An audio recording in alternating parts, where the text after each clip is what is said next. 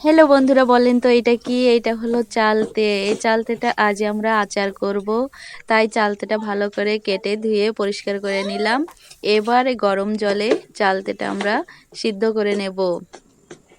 একটু নরম হওয়া পর্যন্ত অপেক্ষা করব, নাড়িয়ে চাড়িয়ে দেখব যে নরম হয়েছে কিনা। সেটা এখন আমরা জল ঝরিয়ে রাখবো। এদিকে কড়াইতে আমি শুকনো ঝাল আর পাঁচফোড়ন ভালো করে ভেজে নিয়ে এটা আমি গুঁড়ো করে নেব। গুঁড়োটা একটু আলতো আলতোভাবে করতে হবে। এদিকে রসুন বেটে নিলাম। কড়াইতে তেল দিয়ে এখন কিছুটা পাঁচফোড়ন আর তেজপাতা দিয়ে ভাজি করে নেব। তারপর দিয়ে দেব রসুন। এবার নাড়িয়ে চাড়িয়ে লবণ হলুদ দেব। দেওয়ার পরে এটাও আবার নাড়িয়ে চাড়িয়ে এবার চালতেটা দিয়ে দেব। চালতেটা এখন ভালো করে নাড়তে চাড়তে হবে। সমস্ত মশলাপাতি একটু মিশাতে হবে। তারপর দিয়ে দেব আমরা গুড়। গুড় দিলে চালতের কালারটা অনেক সুন্দর হবে। যে কোনো আচারে গুড় দিলে কালারটা অনেক সুন্দর আসে।